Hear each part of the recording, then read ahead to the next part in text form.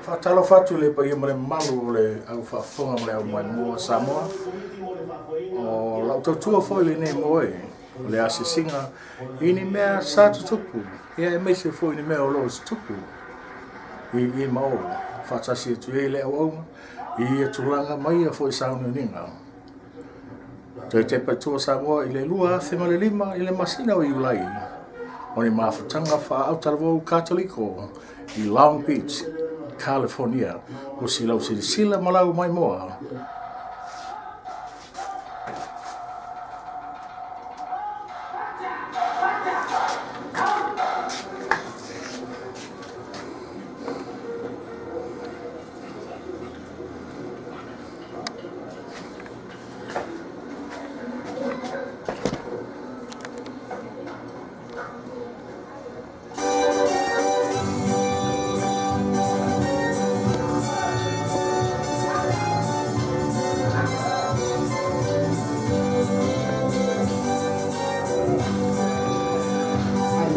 Ole sagole na ole au talvo katoliko mai le Saint Ritas Catholic Church i San Diego, California.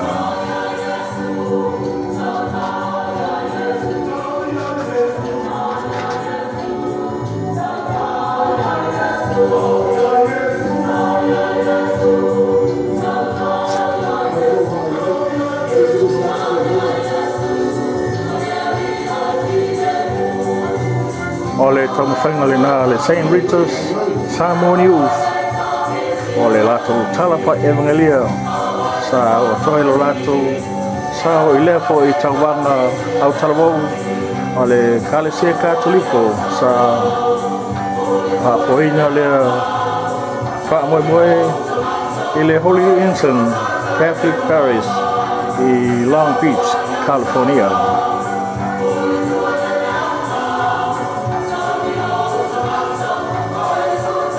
Sa fatasi atu fo ia le au na ina o le fia moli mawinga o nei lava fa fianga o nei fo i tala fa evangelio wa nei tu pulanga o fa ia e ale atu o Samoa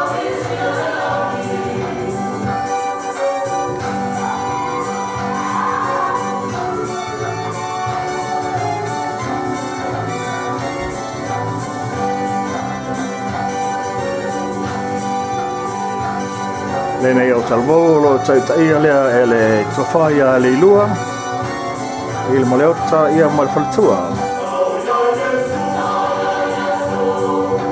lo so son ia le tamafo ia yese mai le ala fanga i leone i America Samoa ia e mesele o ia mole marula silasi mam tina le nefo ia kalesia i Saint Ritas i le alafanga i San Diego.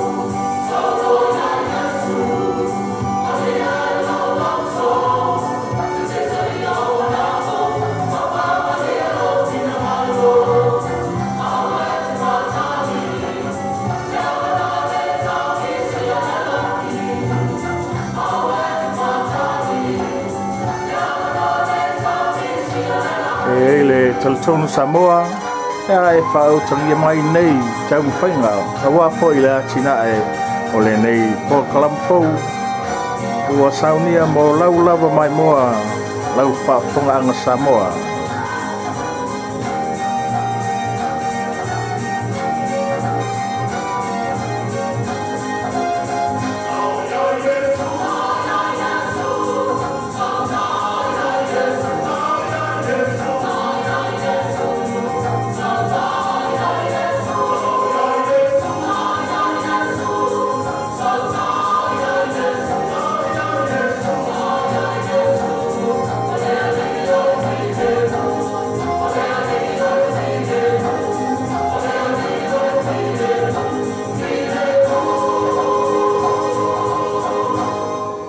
Manai le tauwhainga.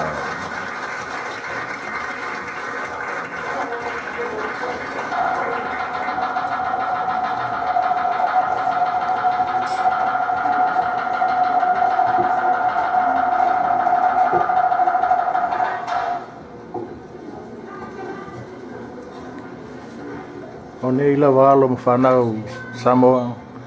E moni lava ma soifui fo I American ai. A olo iai lava le tauwhi. E fia a o inga I la tau le ngana Samoa ai ai. Mai se fo I tū manga nuu a le atunu o Samoa. Salamu aluso marfiki. Le foi upu moa. Le foi upu esfu malfa. Psalms 27. Verse 1. E wha maulunga fo I atu I la tau I ale ngang molenga a o inga o wha tasinga wha ale au talabou maulunga I le wha kerisiano mo le tautua I nei e kālesia.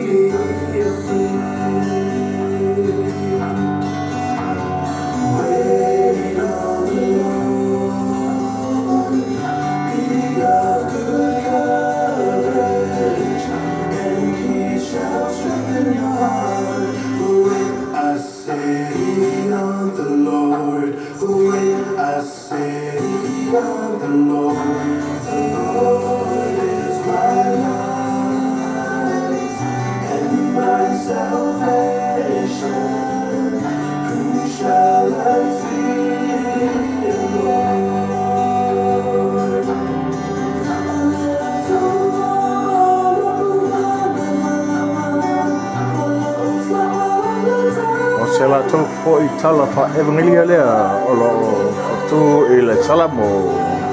The Lord is my life and my salvation. Manai ale tau whai.